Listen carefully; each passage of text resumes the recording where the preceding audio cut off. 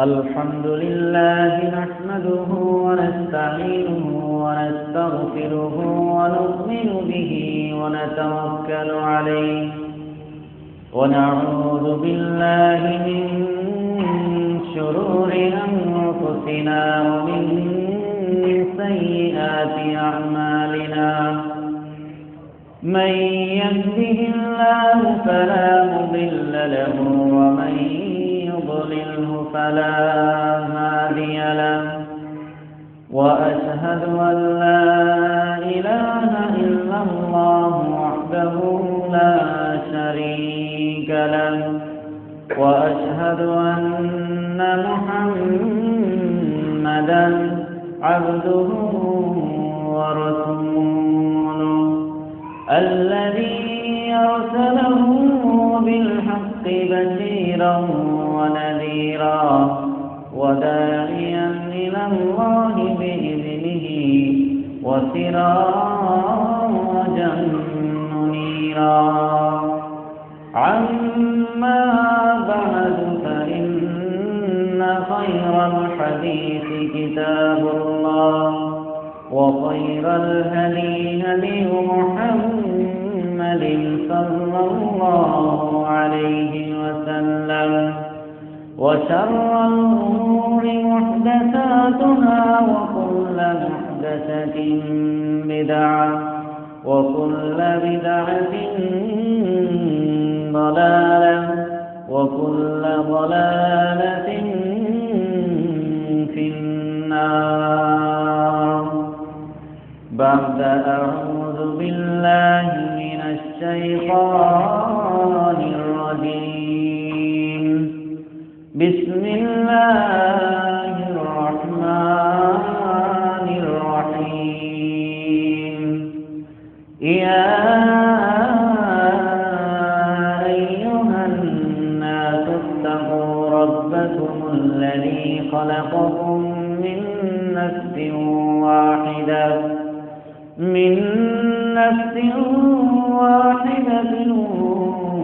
وخلق منها زوجها وبث منهما رجالا كثيرا ونساء واتقوا الله الذي تساءلون به والأرحام إن الله كان عليكم رقيبا بعد أعوذ بالله من الشيطان الرجيم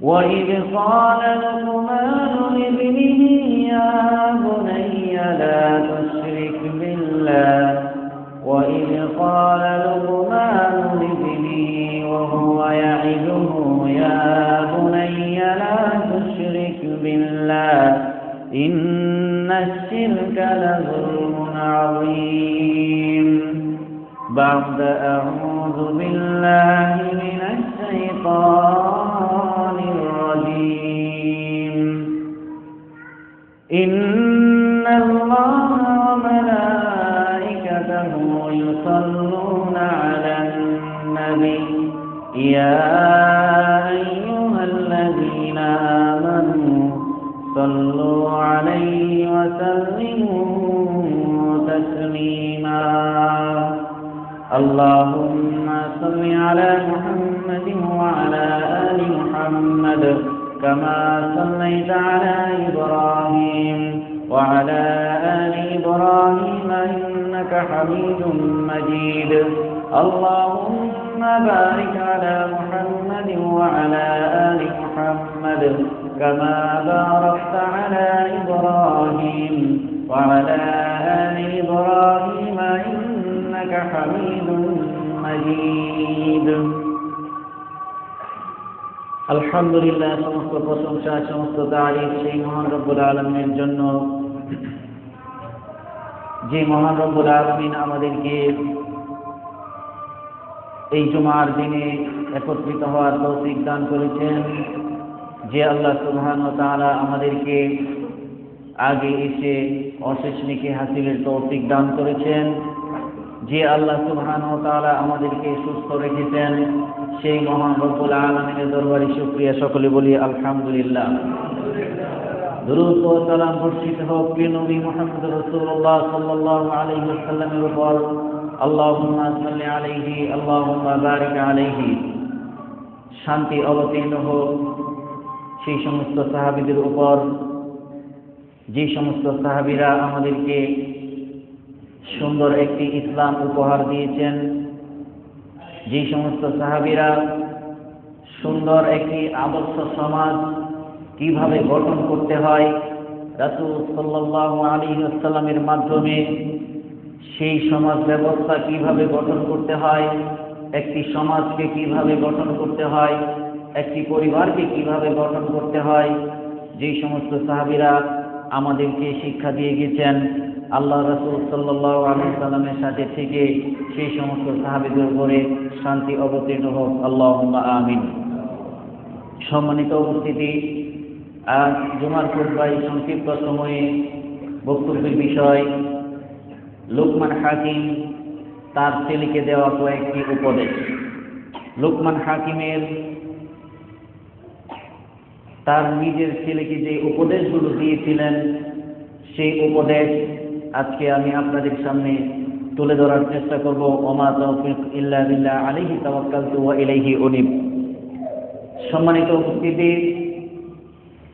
যখন কোনো মানুষ বিবাহ করে, বিবাহ করার পর তার স্ত্রীর গর্ভে যে সন্তানটা আছে, সেটা ছেলে হোক অথবা মেয়ে হোক, যেই হোক না কেন, আপনাকে ভেবে নিতে হবে এটা হচ্ছে আপনার প্রথম, আপনার প্রজন্ম শুরু। এখান থেকে আপনার প্রজন্ম শুরু হচ্ছে।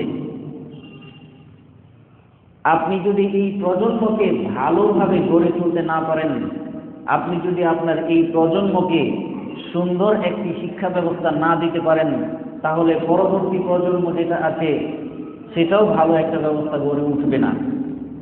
তো একটা মানুষ যখন বিবাহ করে, যখন তার একটা ছেলে হোক অথবা মেয়ে হোক, তার ছেলেকে কি উপদেশ দিতে হবে, অথবা একটা মেয়ে হোক তার মেয়েকে কি উপদেশ দিতে হবে, লুকমান হাকিম নামের একজন লোক ছিলেন।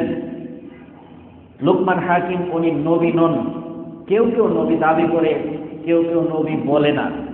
তো আল্লাহ তাআলা কোরআনে একটু ইঙ্গিত দিয়েছেন। আল্লাহ তাআলা বলেন, ওয়ালাকাদ আতাইনা লুকমানাল হিকমাতা, আমি লুকমানকে হিকমাত জ্ঞান দান করেছিলাম, প্রজ্ঞা দান করেছিলাম।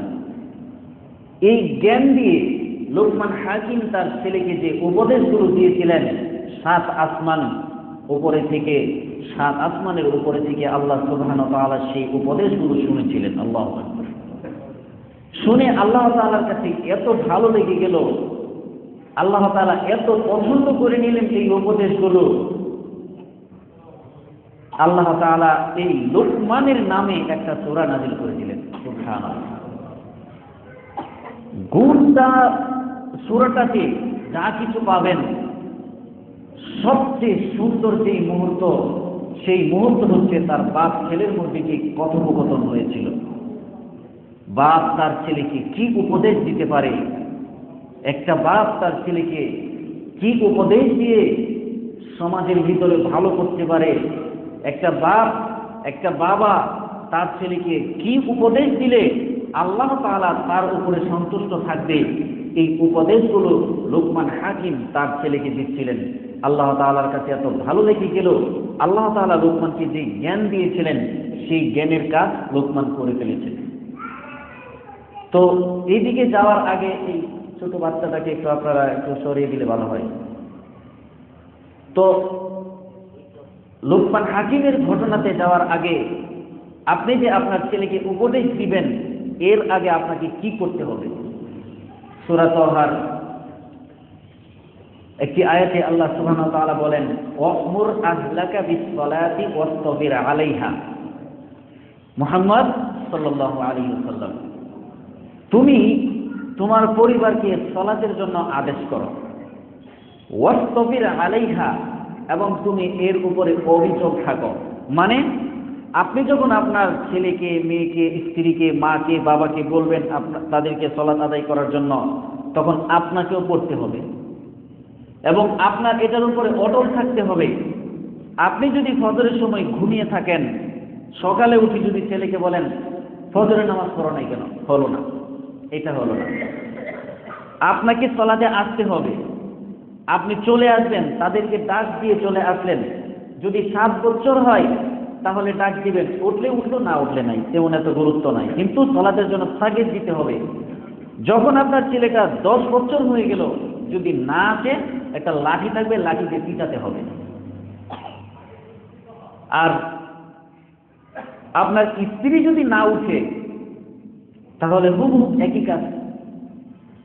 তো রাসূল সাল্লাল্লাহু আলাইহি সাল্লামকে আল্লাহ তাআলা বললেন, ওয়াসমুর আহলাকা বিস-সালাতি, তুমি তোমার পরিবারকে, আহাল পরিবারকে সালাতের জন্য আদেশ করো। ওয়াসতাবির আলাইহা, এবং তুমি এর উপরে অবিচল থাকো। লোকমান হাকিম তার ছেলেকে যে 10টি উপদেশ দিয়েছিলেন, যে কতগুলো উপদেশ তিনি তার ছেলেকে দিয়েছিলেন, এই প্রত্যেকটা উপদেশের উপরে তিনি অবিচল ছিলেন। আল্লাহ তাআলার এত ভালো লেগে গেল। কত নবীদের কত ঘটনা আছে, বিভিন্ন বিভিন্ন জায়গাতে নবীদের ঘটনা উল্লেখ করেছেন, কিন্তু লোকমান হাকিম আশ্চর্য, সাধারণ একজন মানুষ হয়ে কোরআনুল কারিমে তার নাম চলে আসা এটা ছোটখাটো বিষয় নয়। তার ছেলেকে উপদেশগুলো দিলেন, এই উপদেশগুলো লোকমান হাকিম থেকে নিয়ে এই পৃথিবীর বুকে যত প্রজন্ম আসবে শেষ পর্যন্ত কোনো বাবা যদি তার ছেলেকে এই উপদেশগুলো, লোকমান হাকিমের এই উপদেশগুলো শুধু দিতেই থাকে, বিশ্বাস করুন কোরআনের বরকতে, এই উপদেশের বরকতে আপনার ছেলে একদিন ভালো হবেই হবে। তো লোকমান হাকিম তার ছেলেকে সর্বপ্রথম যে উপদেশটা দিয়েছিলেন, লোকমান হাকিম তার ছেলেকে বললেন না, এই ছেলে শোনো, এইভাবে বললেন না, এই ছেলে শোনো, এই বাবা শোনো, এইভাবে বললেন না। লোকমান হাকিম তার ছেলেকে যে উপদেশ দিলেন, আল্লাহ সুবহানাহু ওয়া তাআলা তার এই বর্ণনা কুরআনুল কারীমে সূরা লুকমানে বলছেন, আউযু বিল্লাহি মিনাশ শাইতানির রাজীম। وَإِذْ قَالَ لُقْمَانُ لِابْنِهِ وَهُوَ يَعِظُهُ يَا بُنَيَّ لَا تُشْرِكْ بِاللَّهِ إِنَّ الشِّرْكَ لَظُلْمٌ عَظِيمٌ। আল্লাহ সুবহানাহু ওয়া তাআলা তার লোকমানের সেই দুই বাপ বেটা যখন একসাথে হচ্ছিলেন, বাপ তার সামনে গিয়ে ছেলেকে বলছেন, وَإِذْ قَالَ لُقْمَانُ لِابْنِهِ وَهُوَ يَعِظُهُ, বললেন ইয়া বুনাইয়া। ইয়া বুনাইয়া মানে হচ্ছে ও আমার প্রিয় ছেলে, ও আমার আদরের ছেলে। লোকমান হাকিম বললেন না, এই শোনো, এইভাবে বললেন না।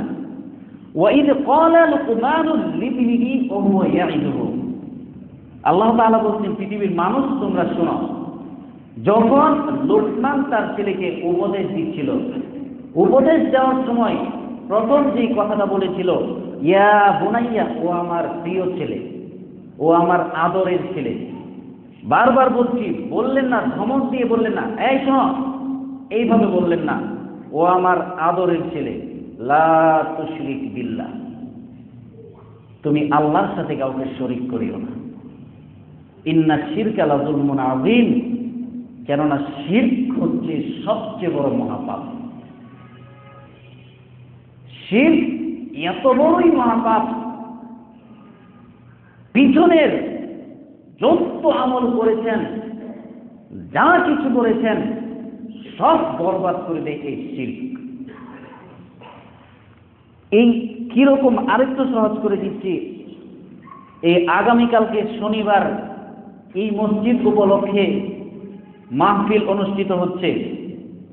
তো কোনো একটা জায়গাতে যদি এই মসজিদের নাম করে আমরা কেউ জানি না। লিফলেট বিক্রি করে, লিফলেট দিয়ে যদি কেউ টাকা আদায় করে, তাহলে যদি জানতে পারেন তাকে কি করবেন? অবশ্যই তাকে আইনের আওতায় নেবেন, আইনি ব্যবস্থা নেবেন। কেন আপনারা জানেন না তার ব্যাপারে? হঠাৎ করে কোন এলাকায় এই মসজিদের নাম দিয়ে তারা টাকা উঠাচ্ছে, যেমন মসজিদে ওয়াজ হবে, আমরা ওই মসজিদের লোক, আমাদেরকে টাকা দেন। তো এই মসজিদের জাতের মধ্যে গিয়ে লাগলো না? এই মসজিদের এই গ্রামের যে মানুষ আছে তাদের ভিতরে গিয়ে লাগলো না? তো আল্লাহ সুবহানাহু ওয়া তাআলার সাথে যদি কেউ শিরিক করে ফেলে, তাহলে সরাসরি আল্লাহ তাআলা ইজ্জতের মধ্যে গিয়ে আঘাত লাগে। তো আল্লাহ তাআলা কি আইনের ব্যবস্থায় নেবেন না? পিছনের যা কিছু আছে সব কিছুকে বরবাদ করে দেয় এই শিরক। এই জন্য তার ছেলেকে বললেন, বাবা, ও আমার প্রিয় ছেলে, ও আমার আদরের ছেলে, লা তুশরিক বিল্লাহ, তুমি শিরিক করিও না। এখন শিরক সম্পর্কে যদি আপনি নাই জানেন, আপনার ছেলেকে কি দিবেন? শিরক সম্পর্কে আলোচনা করেছিলাম, যতটুকু বলেছিলাম মাথায় রেখেছেন কিনা জানি না। ছোট ছোট বাচ্চাদের মায়েরা যে ভুলটা করে সেটা হচ্ছে, যখন গর্ভে সন্তান আছে তখন দেখবেন ম্যাচ রাখে, ম্যাচ সাথে ম্যাচ রাখে, সাথে লোহা রাখে। কেউ যদি সাথে ম্যাচ রাখে, কেউ যদি সাথে লোহা রাখে, আর যদি ভাবে যে এইগুলো রাখলে বাচ্চার কোনো ক্ষতি হবে না, তাহলে শিরক হবে। কিচ্ছু লাগবে না, কিচ্ছু লাগবে না। সারা সকালে এবং সন্ধ্যায়, সকালে এবং সন্ধ্যায়, সকালে এবং সন্ধ্যায় সূরা নাস, সূরা ফালাক, ইখলাস করুন, কিচ্ছু লাগবে না। সারাটা দিন আপনি আল্লাহ তাআলার হেফাজতে থাকবেন, কিচ্ছু লাগবে না। সহজ পদ্ধতি রাসূল সাল্লাল্লাহু আলাইহি ওয়াসাল্লাম শিখিয়ে দিয়েছেন, কিন্তু আমরা মানুষ ভুল পথে গেলাম। কিচ্ছু লাগবে না। বাচ্চা যখন আছে তখন কালো কপালে কালো টিপ দেয় না, নজর লাগবে বলে? কেউ যদি এই উদ্দেশ্য করে যে নজর লাগবে, এখানে কালো টিপ দেই, তাহলে শিরক হবে। কিচ্ছু লাগবে না। ওই কপালে শিরক, এই কপালে টিপ দিতে হবে না। আপনার ছেলে ইউসুফ আলাইহিস সালাম থেকে তার বেশি সুন্দর হয় নাই, মুহাম্মদ রাসূলুল্লাহ সাল্লাল্লাহু আলাইহি সাল্লাম থেকে তার বেশি সুন্দর হয়ে যায় নাই। ইউসুফ আলাইহিস সালামকে তো নজর দিয়েছিল, এই নামও বলে গেলাম, জুলেখা। জুলেখা নজর দিয়েছিল। মুহাম্মদ সাল্লাল্লাহু আলাইহি সাল্লামকে কে দিয়েছিল? দিতে পারেনি। তো আপনার ছেলে তো তাদের থেকে বেশি সুন্দর হয়ে যায় নাই। এখানে কপালে টিপ দিবেন না, কপালে টিপ দিতে হবে না। রাসূল সাল্লাল্লাহু আলাইহি সাল্লাম একটা দোয়া শিক্ষা দিয়েছেন, ওয়াইযুকা বিকালিমাতিল্লাহি তাম্মা মিন কুল্লি শাইতানিন ওয়া হাম্মা ওয়া মিন কুল্লি আইনিন লাম্মা। এই দোয়াটি যদি কেউ করে, পৃথিবীর কেউ ওই শিশু সন্তানের দিকে নজর দিতে পারবে না। কপালে টিপ দেওয়া যাবে না। ভুলেও কেউ এই ছোট বাচ্চাদের কপালে টিপ দিবেন না। তো লুকমান হাকিম তার ছেলেকে প্রথম যে উপদেশটা দিলেন যে, বাবা, তুমি শিরক করবে না, আল্লাহ তাআলার সাথে তুমি শিরক করবে না। আপনার ছেলে এতটুকু আছে, ছোট। আপনি রাস্তা দিয়ে যাচ্ছেন, তখন আপনার ছেলে একটা ছবি মূর্তি দেখলো, আপনি তাকে এই শিক্ষাটা দিবেন, ছোট থেকে আপনি তাকে শিক্ষা দিবেন যে এই যে বাবা দেখতে পাচ্ছ ছবি মূর্তি, এটা হচ্ছে সবচেয়ে বড় শিরক।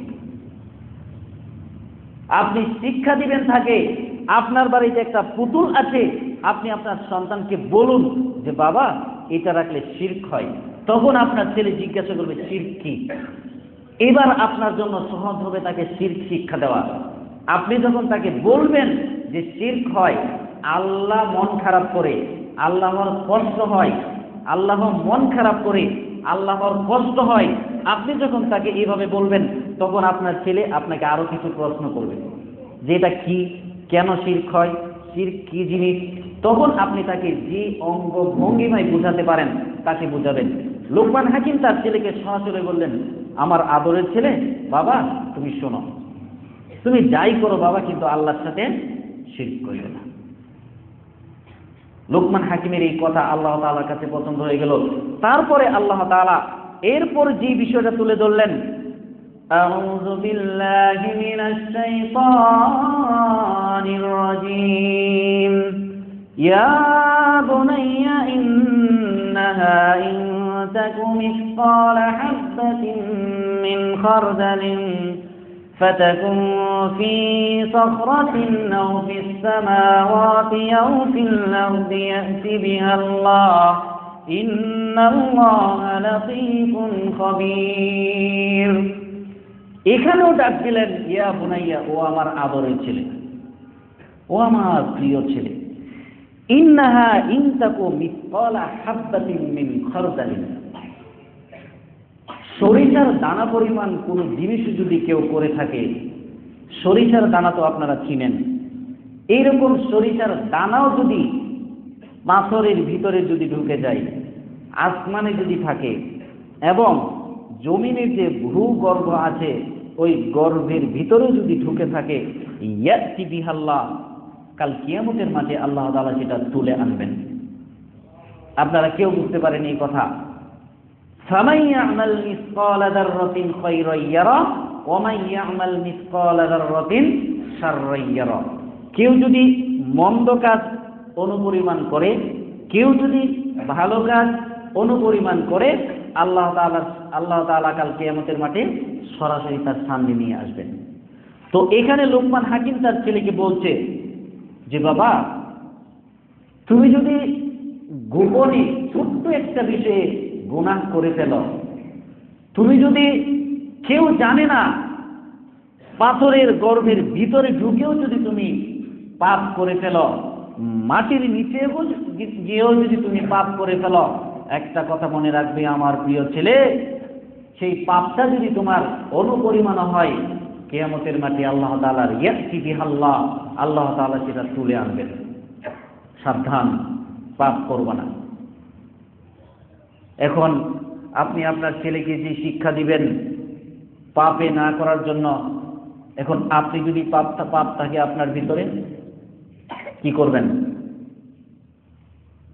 ওয়াস্তাবির আলাইহা, এই পাপ থেকে আপনাকে ফিরে আসতে হবে এবং আপনার ছেলেকে সেটা দিতে হবে। বিশ্বাস করুন, আপনার বাবা হয়তো আপনাকে ইসলামী শিক্ষায় শিক্ষিত করতে পারেনি, কিন্তু আপনার টার্গেট থাকবে আপনার যে প্রজন্ম, এই প্রজন্ম যেন ধ্বংস না হয়ে যায়, এই প্রজন্ম যেন আপনার ভবিষ্যৎ, আপনি যে মরে যাবেন, আপনি যে তাকে রেখে যাবেন, আপনি যে বাড়ি ঘর রেখে গেলেন, আপনার স্ত্রী সন্তান রেখে গেলেন, যেই প্রজন্মটাকে আপনি রেখে গেলেন, এই প্রজন্ম যেন আপনার মুখ উজ্জ্বল করে ফেলে, ওইভাবে আপনার ছেলেকে রাখতে হবে।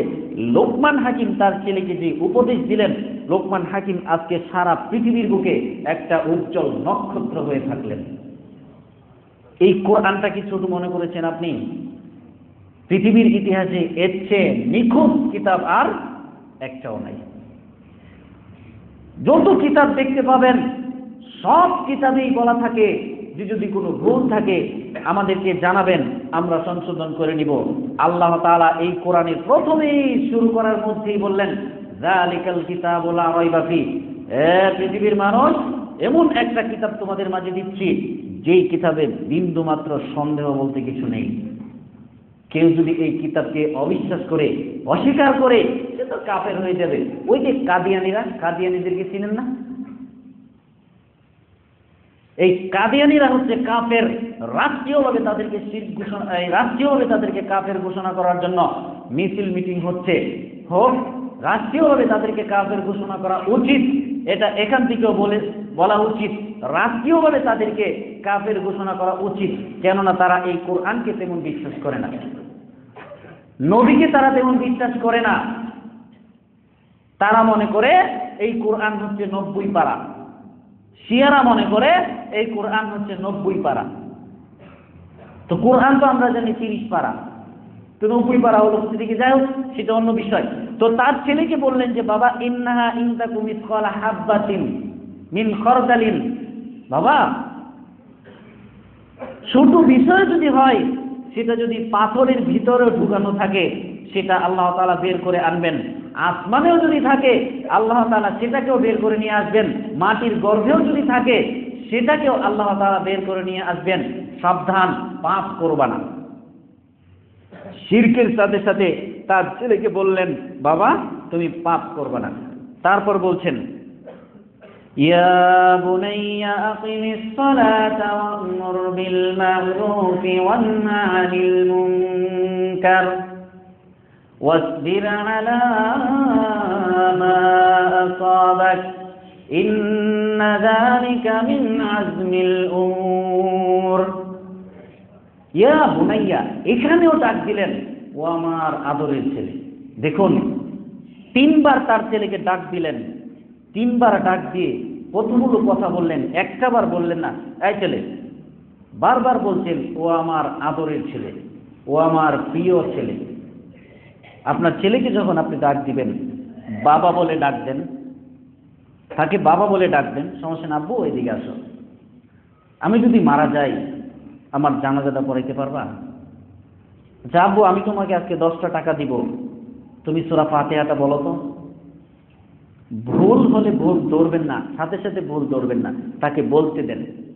আজকে আপনি তাকে 10 টাকা দিয়ে সূরা ফাতিহা শিক্ষা দিলেন, আগামীকালকে সে বলবে, ইচ্ছা করে এসে বলবে যে আমি আরেকটা সূরা পারি।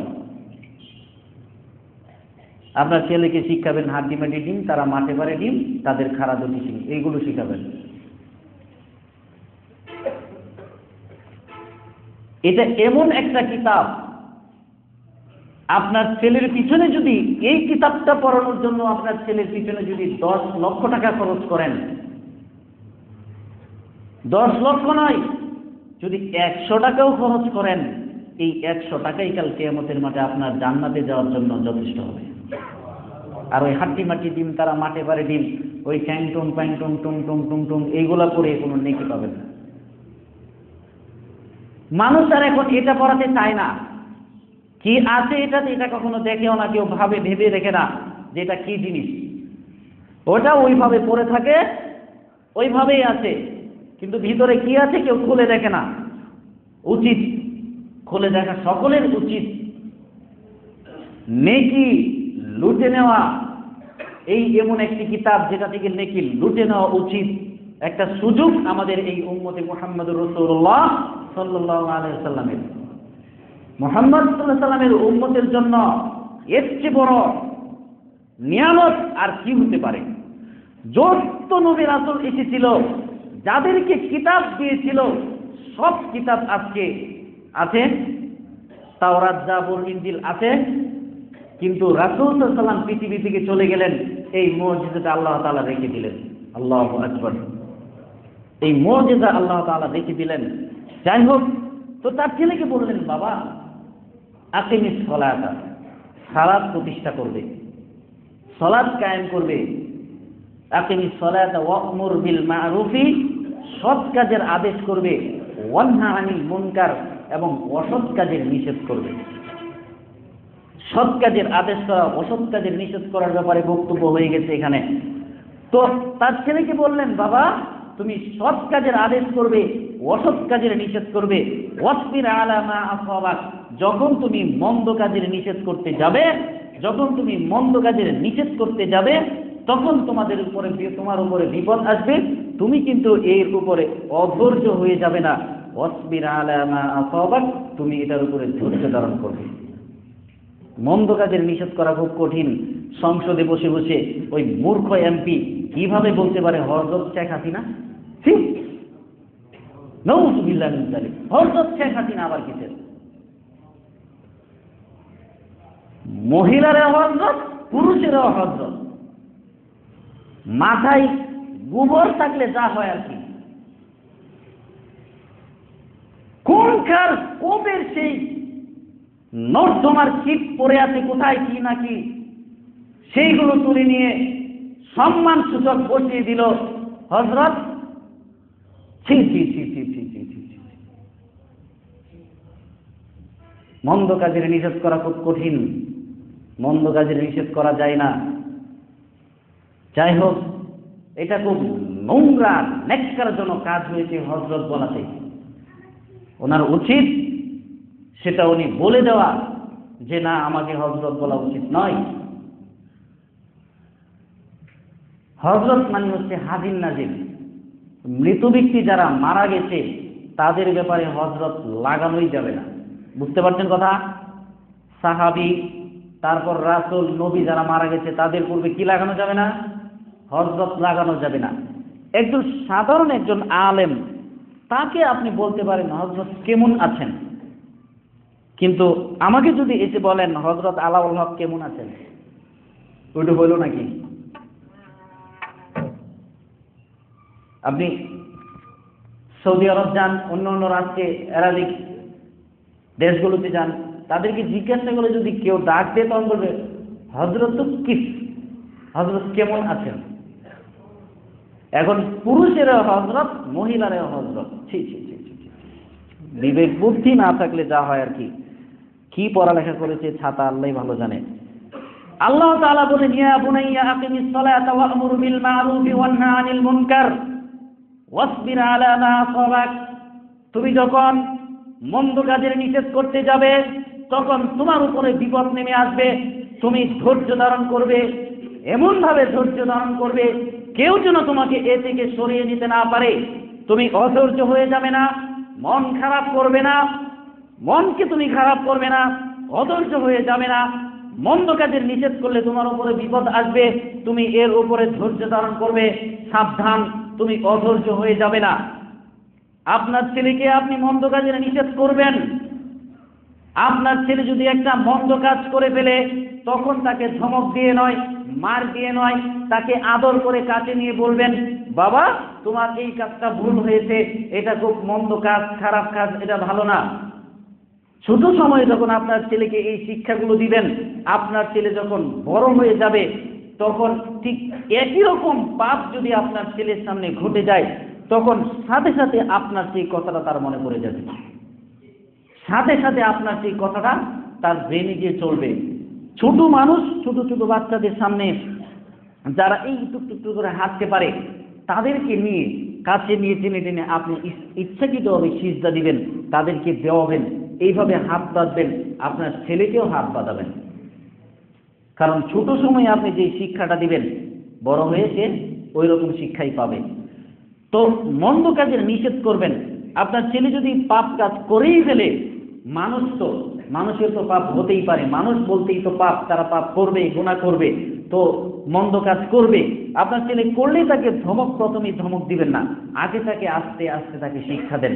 হ্যাঁ, পানিশমেন্ট তো আছে, যদি না মানে তার জন্য শাস্তি আছে, দিবেন। কিন্তু প্রথম কাজ হচ্ছে আপনার ছেলেকে আদর করে ডাকবেন, লোকমান হাকিমের এই মতো ডাকবেন, ও আমার আদরের ছেলে, বাবা তোমার এই কাজটা ভুল হয়েছে। তারপরে লোকমান হাকিম তার ছেলেকে বললেন ওয়ালা তুতাইর খাদ্দাকা লিন্নাস, মানুষের সামনে খুব অহংকার করে, গর্ব করে, মানুষকে হেয় তুচ্ছ তাচ্ছিল্য করে কিন্তু চলবে না। ওয়ালা তুতাইর খাদ্দাকা লিন্নাস, আমার বাপের অনেক টাকা আছে, এই সেই এটা সেটা, এরকম করবা না। আমার বাপের এই আছে, মুরব্বি দেখে উনি কি গরিব মানুষ, না, এইরকম করবা না। ছেলেকে শিক্ষা দিচ্ছেন, দেখুন যে বাবা ওয়ালা তুসাইর খাদ্দাকা লিন্নাস, মানুষকে অবজ্ঞা করে চলবে না। ওয়ালা তামশি ফিল আরদি মারহা, এবং জমিনের মাঝে যখন তুমি চলবে তখন অহংকার নিয়ে চলবে না, অহংকার করে চলবে না। জমিনে খুব ভাব দেখিয়ে এই সেটা হাত পাত নাড়িয়ে কি করবে না, অহংকার করে চলবে না। খুব খারাপ জিনিস এই অহংকার। আর ছেলে যদি কখনো মন্দ কাজ করেই ফেলে তাকে বদদোয়া দিবেন না। আমরা অনেকে, মা হোক বাবা হোক, অনেকে বলে ফেলি যে তুই মর, তুই মর, তোর ধ্বংস হইতে পারে না। বিশ্বাস করুন, আপনার এই কথাটা যদি আল্লাহ তাআলা কবুল করে নেয়, আপনার এই বদদোয়াটা যদি আল্লাহ তাআলা কবুল করে নেয়, তাহলে আপনার ছেলে জিন্দেগিতে আর কোনোদিন ভালো হতে পারবে না। জুরাইজের ঘটনা হয়তো অনেকেই জানেন। জুরাইজ একদিন সালাত আদায় করছিলেন, একজন বনী ইসরাইলের একজন লোক, তিনি একদিন সালাত আদায় করছিলেন। তার মা ঘরের বাইরে এসে ডাক দিলেন, জুরাইজ শুনতে পেল, কিন্তু ওই যে সালাত আদায় করছে। তো জুরাইজ চিন্তা করছে, আমি কি সালাত ছেড়ে দিব না মায়ের ডাকে সাড়া দিব, সালাত ছেড়ে দিব নাকি মায়ের ডাকে সাড়া দিব। মা বাবার বদদোয়া যে কত বড় খারাপ দেখুন। আমি কি আমার মায়ের ডাকে সাড়া দিব নাকি সলাৎ ছেড়ে দিব? তখন তার মা রেগে গিয়ে বললেন, তোর মরণ যেন না হয় একটা পতিতালয়ের মেয়ে না দেখে, পতিতালয়ের মেয়ের মুখ না দেখে যেন তোর মরণ না হয়। এই কথা বলে তার মা চলে গেল। একটু পরেই একটা পতিতালয়ের মেয়ে, জেনাকারী একটা মেয়ে এসে জোরাইদের কাছে এসে বলছেন, জোরাইদ, আমি তোমার সাথে অবৈধ সম্পর্ক করব, তোমার সাথে আমি মেলামেশা করব।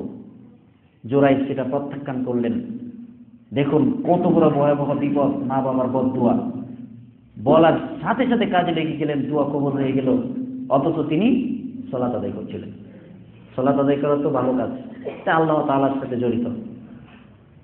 তো দেখুন মা বাবা তো কত বড় ভয়ঙ্কর। যখন এই মহিলা বলল, তখন এই মহিলার কথা তিনি রাজি হলেন না।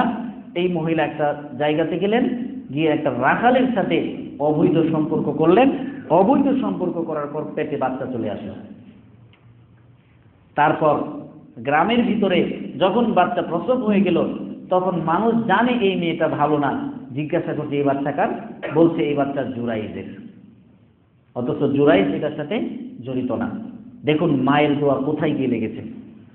তখন মানুষ গিয়ে একেবারে জুরাইদ যেই ঘরটার ভিতরে ইবাদত করত, ওই ঘরটাকে ভেঙে একবারে চৌচির করে দিয়ে সকলে টেনে হেঁচড়ে তাকে মাঠে নিয়ে আসলেন। তখন জুরাইদ বারবার বলছে যে না, আমি এটার সাথে জড়িত না, কিন্তু মানুষ কি আর বিশ্বাস করে? আল্লাহ তাআলার কত বড় হিকমত। তখন ওই বাচ্চাকে জুরাইদ এই আঙ্গুল দিয়ে গুতা দিয়ে বললেন, এই বাচ্চা বলো তোমার বাপকে। তখন এই কোলের শিশু, 3 দিন 4 দিনের এই কোলের শিশু সাথে সাথে বলে ফেললেন, আমার বাপ হচ্ছে রাখাল।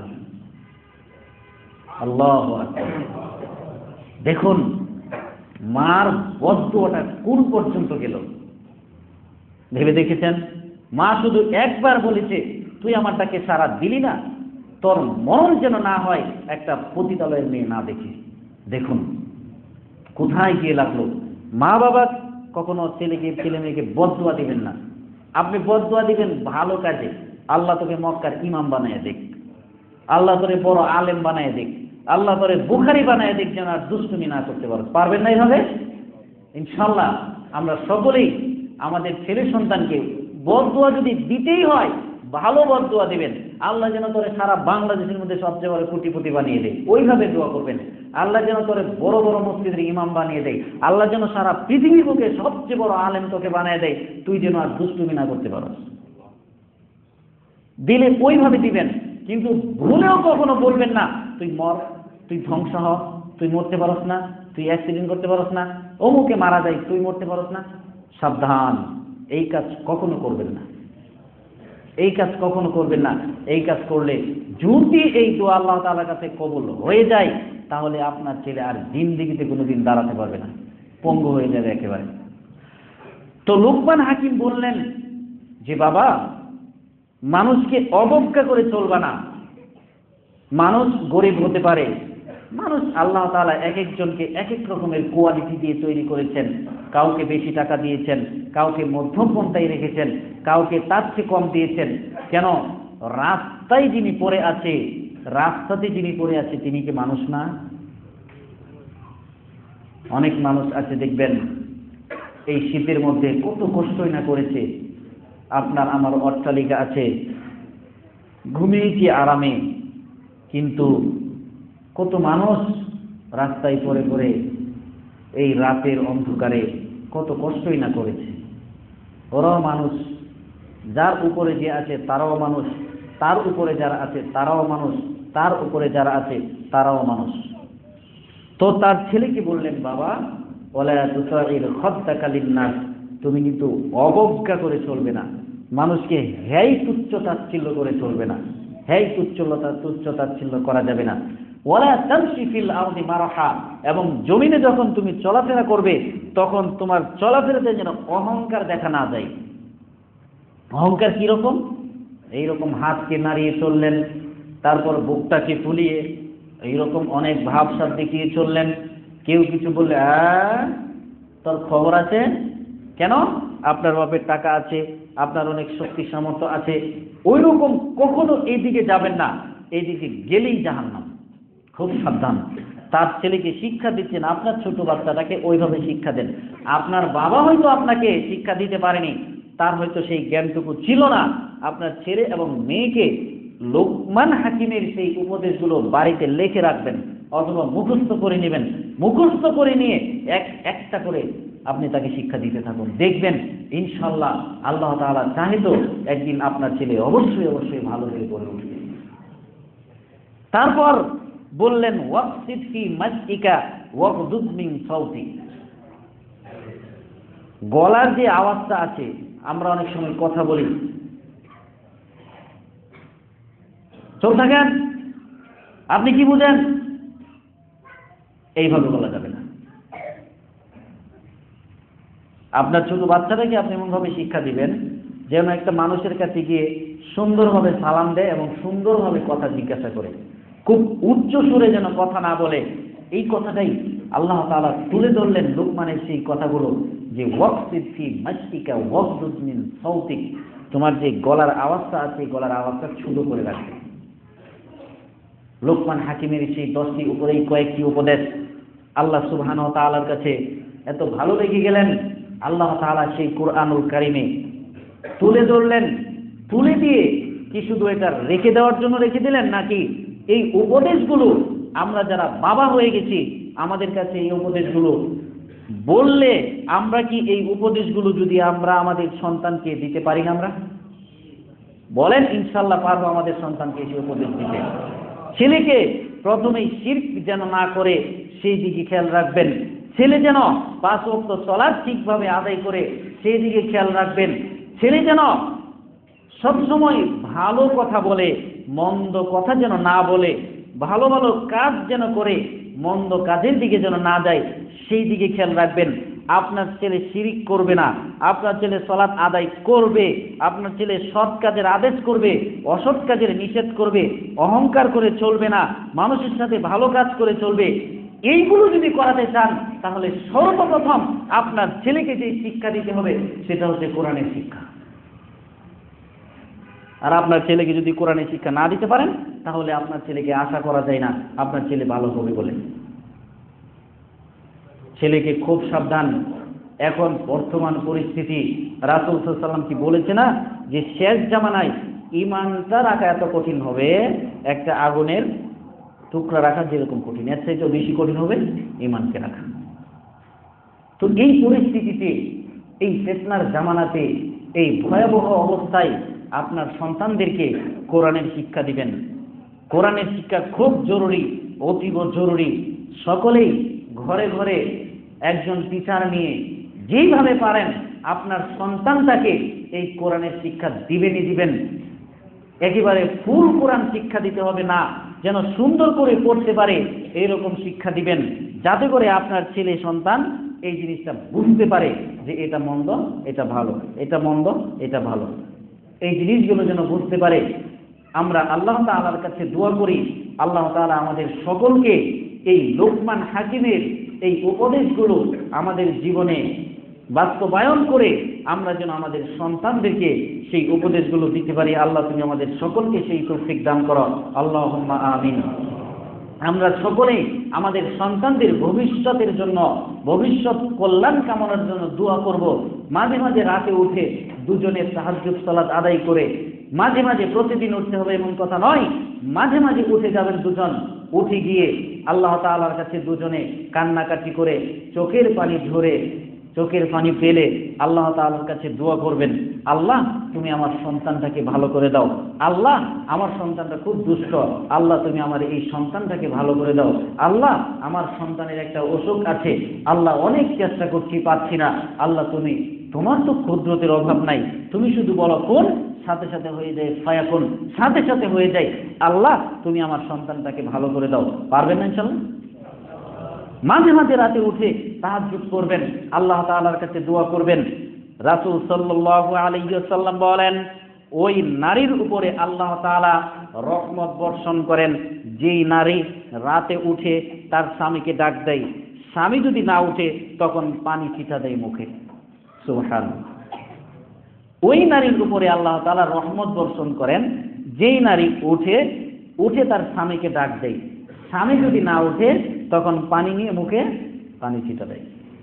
ঠিক ওই পুরুষকে আল্লাহ তাআলা রহমত বর্ষণ করেন যেই পুরুষ রাতে উঠে এবং তার স্ত্রীকে জাগায়, স্ত্রী যদি না জাগে তখন পানি নিয়ে তার মুখে পানি ছিটা দেয়। আল্লাহ তাআলা ওই রকম নারী এবং ওই রকম পুরুষের উপরে আল্লাহ তাআলা রহমত বর্ষণ করেন। সুবহানাল্লাহ। মাঝে মাঝে রাতে উঠে কান্নাকাটি করবেন, কেননা এটা হচ্ছে আপনার প্রজন্ম। বারবার বলছি, এটা হচ্ছে আপনার প্রজন্ম। এই প্রজন্ম যদি একটু যদি স্লিপ অফ টার্ন হয়ে যায় তাহলে আপনি যে মারা যাবেন, মরে গিয়েও শান্তি পাবেন না। আপনি কবরে শুয়ে শুয়ে যদি চিন্তা ভাবনা করবেন, আমার ছেলেটা যদি একটু দান করতো, আহা আমার ছেলেটা যদি এতটুকু বলতো রব্বির হামহুমা কামা রব্বায়ানি সগীরা, এই কথাটা যদি আমার ছেলেটা বলতো। এখন আপনার ছেলেকে শিক্ষাই দিলেন না, আপনার ছেলে বলবে কিভাবে? আপনার ছেলে সেন টান দিয়ে এক পাশে গিয়ে দাঁড়িয়ে প্রস্রাব করছে, শরীর নাপাক হয়ে গেল, তুমি সালাত আদায় করবে কিভাবে? তো নামাজই পড়ে না ঠিকভাবে, কিভাবে পবিত্র হতে হবে সেটাই বুঝলো না। আপনি মারা গেলেন, আপনি কবরে শুয়ে শুয়ে আশা করলে হবে? দুনিয়াতে থাকতে আশা করেন যে আমার সন্তানটাকে এইভাবে গড়ে তুলতে হবে, আমার সন্তানটা যেন ভালো হয়। তাকে আপনি দিনের বাহিরে যে শিক্ষা আছে, তাকে পুলিশ বানান, ম্যাজিস্ট্রেট বানান, র্যাব বানান, অন্যান্য বানান, ঠিক আছে, তা বানাতে কোনো নিষেধ নাই। র্যাবের দরকার আছে কেন? হুজুরদের কি র্যাবের দরকার নাই? হুজুরদের কি আর্মির দরকার নাই? হুজুরদের কি ডাক্তারের দরকার নাই? অবশ্যই আছে, থাকবে না কেন? আছে। কিন্তু তার সাথে সাথে প্রথম যে শিক্ষাটা দিতে হবে সেটা হচ্ছে ইসলামী শিক্ষা। এই শিক্ষা যদি দেন তখন আপনি এই 10টা উপদেশ যখন আপনার ছেলের উপরে প্রয়োগ করবেন, 10টা